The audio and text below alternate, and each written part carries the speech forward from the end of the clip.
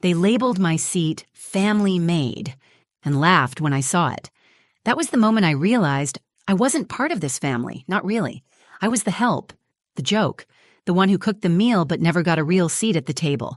And as my mother-in-law smiled like she hadn't just humiliated me in front of everyone, I knew something had to change.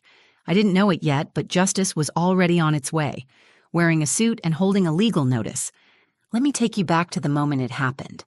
The house was buzzing with that fake holiday cheer, soft jazz playing in the background, the scent of turkey and nutmeg hanging in the air. But beneath all of it, I felt that familiar tightness in my chest, that pressure that always came with being around Cynthia, my mother-in-law. I walked in, holding 2 freshly baked pecan pies, still warm through the foil. My hands were starting to shake, but I told myself it was just the cold outside, or maybe the nerves. I never showed up empty-handed, never had. I cooked half the dishes on that table, but none of that mattered. My eyes locked on the chair at the end of the long, perfectly decorated table. It was my usual seat, close to the kitchen, where I could easily jump up when someone needed something, but this time it had been decorated. A satin ribbon was tied to the back, and taped to the front of the seat was a handwritten sign, thick black marker, big block letters. Family Maid. I froze. For a second, my brain tried to make sense of it. Maybe it wasn't meant for me. Maybe it was some kind of joke, some weird Thanksgiving prank. But then Cynthia's voice cut through the room. "Oh, Rachel," she called out, fake surprise coating every word. "Look, we saved your seat. Don't worry, you'll still be serving, just like always." She laughed, tossing her head back like she'd said the funniest thing in the world. And they followed. Her sister Barbara gave a dramatic eye roll and chuckle. Marlene, the other sister, smiled politely without saying anything. Even Mark, my husband, looked up from his phone and smirked before quickly looking away. I just stood there, pies trembling in my hands. My face burned, not from anger, at least not at first. It was shame, embarrassment, that deep, quiet humiliation that creeps up your spine and leaves you speechless. I forced a smile, or maybe it was a twitch. I don't even know. My whole body felt locked in place. My heart was pounding so loudly I could barely hear anything else. Inside, I was screaming. Why would they do this? Why would he let them? I looked at Mark again. He wouldn't meet my eyes. He was pretending to scroll through his phone, pretending he didn't see, pretending he wasn't letting his mother humiliate me again. I swallowed the lump in my throat and slowly walked toward the table. My legs felt weak. The warmth from the pies in my arms had started to sting, but I welcomed it. It reminded me I was still standing. I set them down carefully on the sideboard and turned back toward the table. That's when I felt it. A buzz in my pocket. 3 short vibrations. A text. I slipped my phone out slowly, heart still hammering. My eyes flicked to the screen. It was from Noah, my son, 24, my anchor. He'd promised me he'd stop by later that afternoon, but this message only said 3 words. "We're coming in." My breath caught. I didn't know what he meant, but in that moment, I knew something was about to change. Earlier that day, I had told myself I could handle it. Just one more Thanksgiving. I'd said that every year, like a mantra, a survival tactic.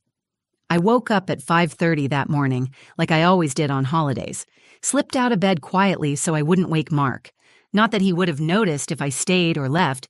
He'd already mentally checked out days ago, probably buried in work emails or fantasy football stats.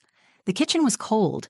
I wrapped my robe tighter and started prepping the stuffing, my grandmother's recipe, the one I'd taught myself to make from memory after she passed. The smell of sautéed onions and sage filled the air. It should have been comforting, but I couldn't shake the tightness in my chest, that low, anxious thrum that always came around Cynthia. I kept glancing at the clock. I had 2 hours to get the pies done, get Noah's favorite cranberry compote chilled, and make sure Mark had ironed his shirt, because of course he wouldn't think to do it himself. As I worked, I could feel my shoulders tightening. My jaw ached from clenching. I told myself this time would be different. Maybe Cynthia would be decent. Maybe Barbara wouldn't make one of her passive-aggressive jokes. Maybe someone, anyone, would acknowledge the hours I poured into this meal. But I knew better. Mark finally wandered into the kitchen around 9, yawning, shirtless, scratching the back of his head like a sitcom husband. "Smells good," he mumbled, grabbing a slice of bread straight from the counter. "You almost done?" "Almost," I said, trying to keep my tone even. "Just have to get these pies in." He kissed my cheek, absent-minded, distracted, then disappeared down the hall. No offer to help. No thanks. Just silence. The silence that had become our language over the last few years. As I rolled out the pie crust, my hands moved automatically, but my mind drifted to Noah. He'd called me 3 nights ago, said, "Mom, you don't have to go this year, you know. You don't owe them anything." I had laughed it off, told him I'd be fine, that I didn't want to cause drama, that keeping the peace was more important. But Noah had gone quiet. Then he said something that stuck with me. Peace isn't peace if it costs you your dignity. I didn't say anything back then, but it hit me hard, because deep down I knew he was right. I'd confused silence with strength, tolerance with grace. But every year I chipped away a little more of myself just to sit at their table. After the food was packed up and the car was loaded, I stood in the driveway for a full minute before getting in. My hands were cold on the steering wheel. My stomach was in knots. I was scared, not of Cynthia, not really, but of the truth I'd been pushing down for so long, that maybe I wasn't welcome, that maybe I never had been. The ride over was quiet. Mark sat beside me texting the whole time. I watched the world blur past the window, dead leaves skipping across the road, gray clouds hanging low like the sky itself was holding its breath. By the time we pulled up to Cynthia's house, I had already rehearsed my smile, already reminded myself to be helpful, pleasant, invisible, like always. What I didn't know was that Cynthia had plans of her own, and that this year she wasn't just going to ignore me, she was going to humiliate me, and yet, somehow, even she wasn't ready for what was coming next. I wish I could say I was surprised, but when I walked into that dining room and saw the sign, "Family Maid," taped to the back of my chair, part of me just sank. The pies I was carrying were still warm, but my fingers went cold. My chest tightened like someone had tied a rope around it and pulled. I stood there, rooted to the floor, hoping, begging that it wasn't meant for me. But Cynthia made sure there was no confusion. She spotted me, eyes gleaming like she'd been waiting for this moment. Her red lipstick stretched into a grin. "Oh, Rachel," she called out, "we saved your usual seat." Then she added with a wink, loud enough for everyone to hear, "Don't worry, you'll still be serving, just like always." The room erupted into laughter, but it wasn't the kind that makes you feel included. It was sharp, pointed, like knives disguised as smiles. Barbara snorted, covering her mouth with a napkin. Marlene gave one of those polite little chuckles and immediately looked away, like she couldn't quite bring herself to meet my eyes. And Mark? He glanced at the chair, at the sign, at me, and then turned back to his phone. He didn't say a word. I stood there with both pies still in my hands, my face burning, trying to smile through it. But I couldn't. I physically couldn't. My throat felt raw. My jaw was clenched, so tightly it was starting to ache. I could feel my eyes stinging, that awful sensation when you know tears are close, but you can't. You won't let them fall. Not in front of them. Not again. I told myself to move. Just walk to the kitchen. Set the pies down. Act like it didn't bother me, but my legs were like cement. My mind was screaming, why? Why do they do this to me every year?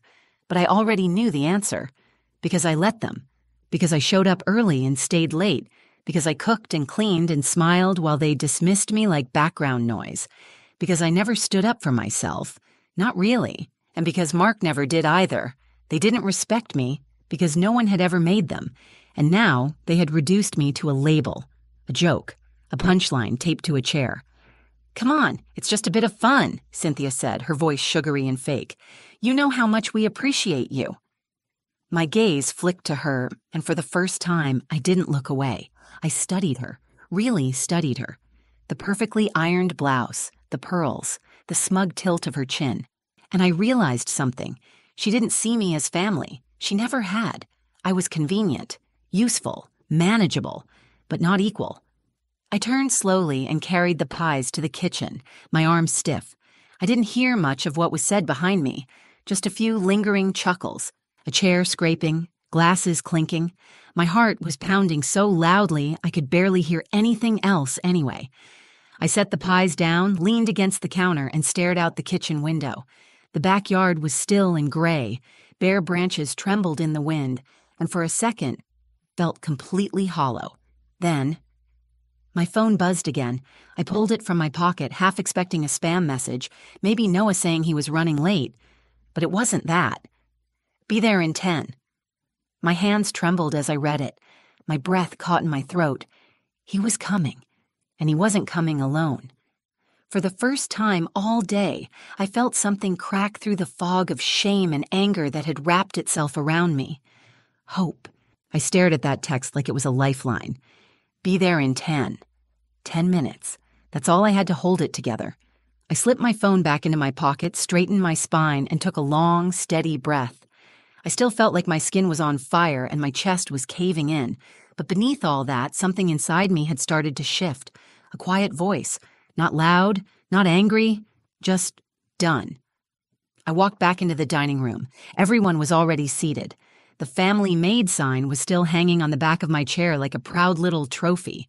I reached for it, slowly, calmly. Let me take that down, Cynthia said sweetly, halfway rising from her seat, pretending to be helpful now that the joke had landed. No need, I said. My voice was steady, stronger than I felt. I folded the sign in half and placed it gently on the sideboard. She watched me, her smile faltering just slightly, like she wasn't sure what game I was playing anymore. I sat in the chair, the one they'd labeled for me, not because I accepted it, but because it was mine, because I was reclaiming it. I could feel their eyes flick toward me, sensing the shift but not understanding it. I smiled softly, said nothing. Mark was still scrolling on his phone, oblivious, or pretending to be. He finally looked up when I reached for my water glass. You okay? He asked quietly, almost cautiously. I met his eyes. I'm fine. He gave a small nod, clearly relieved I wasn't about to make a scene. He never did well with discomfort, or confrontation, or me having a voice. But I wasn't here to make a scene. I was here to finish what I'd started. You see, a few nights before Thanksgiving, I had finally told Noah everything. We were on the phone, catching up, and something in me just broke. I told him about the years of snide comments, the backhanded compliments, the invisible labor that never got noticed but was always expected. I told him about last year, how Cynthia had told me there wasn't enough room at the table and had me eat at the counter while everyone else toasted pumpkin pie. There was a long pause, and then Noah said, You know this isn't normal, right? I've gotten used to it, I told him. Mom, that doesn't mean you should have to. His voice had gone quiet, measured, but I knew that tone. That was his something is about to happen tone. He told me he'd been interning at a law firm, small but passionate about helping women fight back against long-term domestic emotional abuse. He said his mentor, David, had worked cases where women like me, women who weren't beaten or bruised but erased, finally said enough. I remember laughing at first. What would I even do? Sue them for being mean? He didn't laugh. Number. But we can serve them a notice, a boundary, a warning. That word stayed with me. Boundary. Because that's what I'd been missing all these years. Not love, not effort, not even respect. Boundaries. So we talked, and we planned. David helped me draft something. It wasn't a lawsuit. It was a formal cease and desist, a legal notice establishing boundaries, expectations for my time, emotional labor, and unpaid contributions, a way to legally and emotionally reclaim my worth. And now, they were almost here. The clinking of silverware, the forced laughter, the wine pouring, it all became background noise. I just sat there in the chair they'd mocked me with and waited, not with fear, but with something else.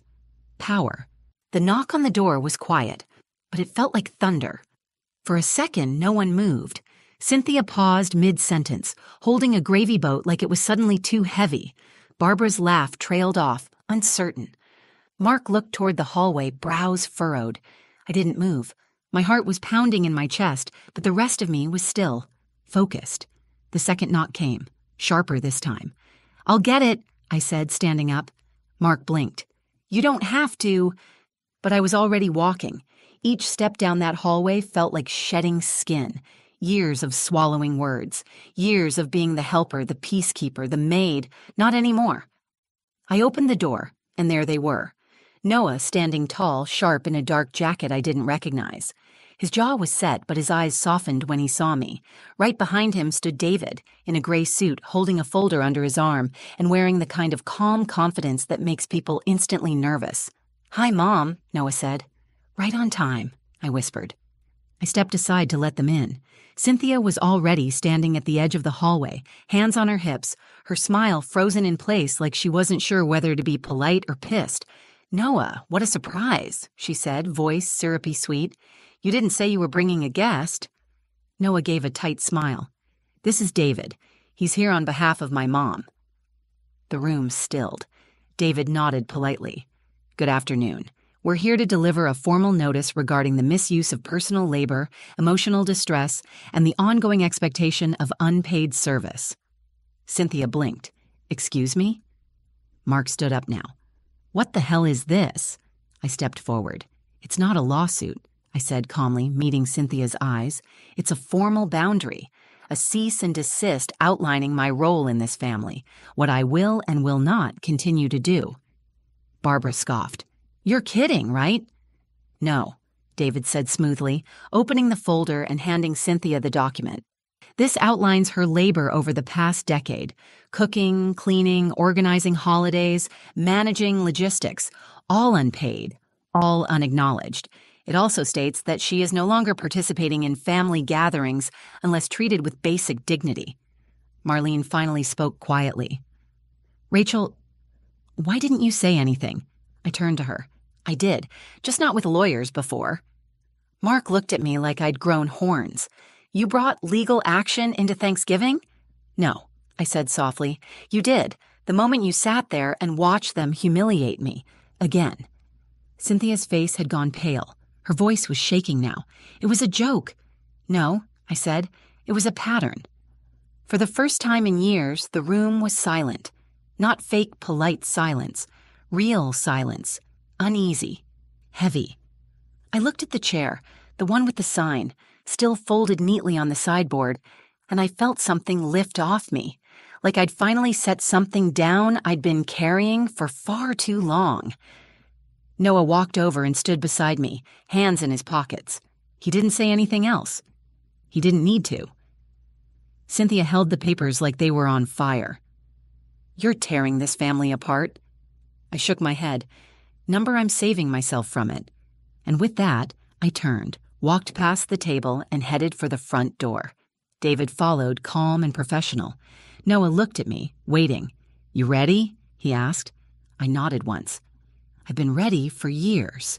The drive home was silent, but it was the kind of silence that feels peaceful, not heavy. Noah kept glancing over at me like he was trying to read my expression, trying to see if I was okay. I didn't say much. I was still processing. But I remember looking out the window and seeing the trees blur past, bare branches dancing in the wind, and thinking, I'm never going back there again. Not like that. When we got to my house, he walked me to the door like I was fragile, like he thought I might fall apart the moment I was alone. I didn't. Instead, I poured myself a cup of tea, took off my shoes, and sat down at the kitchen table. My own table. And I let myself feel everything. Not just the humiliation, not just the anger, but the relief. The weight that had finally been lifted after years of holding my breath. The strange lightness that came from finally saying, enough. The next day, I woke up late. I didn't clean up after anyone. I didn't fold anyone's laundry. I didn't cook for a crowd that would never thank me. I made myself pancakes, just for me, and I ate them in bed. It's strange how good guilt can be at disguising itself as loyalty. For over a decade, I thought I was keeping peace by staying quiet. I thought I was being strong by enduring it all. I thought being a good wife meant keeping Mark's family happy at the cost of my own. But peace, built on silence, isn't peace. It's self-erasure. And loyalty isn't about suffering in silence. Loyalty should be mutual, rooted in respect. Mark texted me that evening. Just a short message. That was unnecessary. I stared at it for a long time. Then I deleted it without replying. We haven't really spoken since. He moved into a hotel a few days later. I didn't ask where or why. I didn't need to. I think deep down I knew this had been coming, that we'd been quietly unraveling for years, that the moment I stopped playing the role he'd grown comfortable with, everything would shift. And honestly, let it, because I'm not playing roles anymore. Noah has been checking in on me every few days. He even brought over dinner the following weekend. He made lasagna, burned the edges, but it was perfect. He said, "It's your turn to be taken care of." I couldn't even answer. I just hugged him and tried not to cry. I've also started volunteering at a local women's center, not because I have all the answers, but because I understand. I understand how easy it is to lose yourself, to become small, quiet, agreeable, until you don't even recognize the woman in the mirror. But now I do. Now I look in the mirror and I see someone who finally chose herself, not in anger, not in revenge, but in truth, in strength.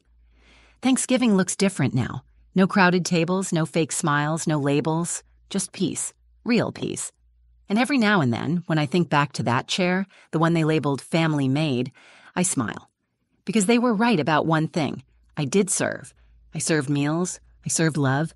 I served patience and strength. But this year, I served boundaries. I served self-worth.